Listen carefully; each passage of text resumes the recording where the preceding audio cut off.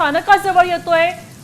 आपल्यासोबत वैदेही काणेकर जोडल्या गेलेल्या आहेत। स्थानकाचा आढावा त्या घेत आहेत। वैदेही, रेल्वे स्टेशन जवळ काय परिस्थिती आहे?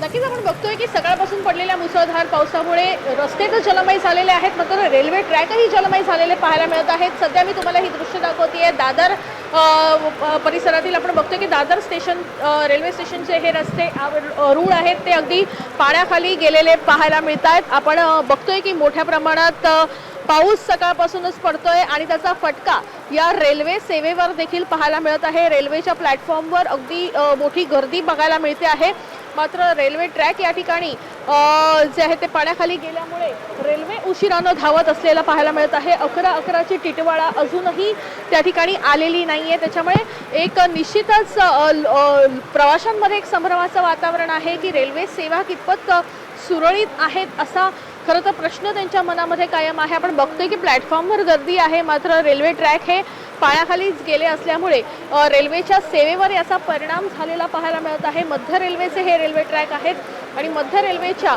अनेक रेल्वे ट्रॅक्सवर अशाच पद्धतीनं परिस्थिती असल्यामुळे त्याचा फटका जो आहे तो रेल्वेच्या सेवेवर पडलेला पाहायला मिळतोय। धन्यवाद वैदेही। आपण पाहू शकतोय की रेल्वे स्थानकावर सुद्धा आता पाणी साचायला सुरुवात झालेली आहे। प्रवासी मजा करतायत, मात्र त्यांनी काळजी घ्यायची गरज आहे। गरज नसताना घराबाहेर पडू नका असं आवाहन प्रशासनानं केलेलं आहे। आता isakal.com आहे देशातील नंबर 1 ची मराठी न्यूज वेबसाईट। प्रत्येक अपडेटसाठी isakal.com ला नक्की भेट द्या।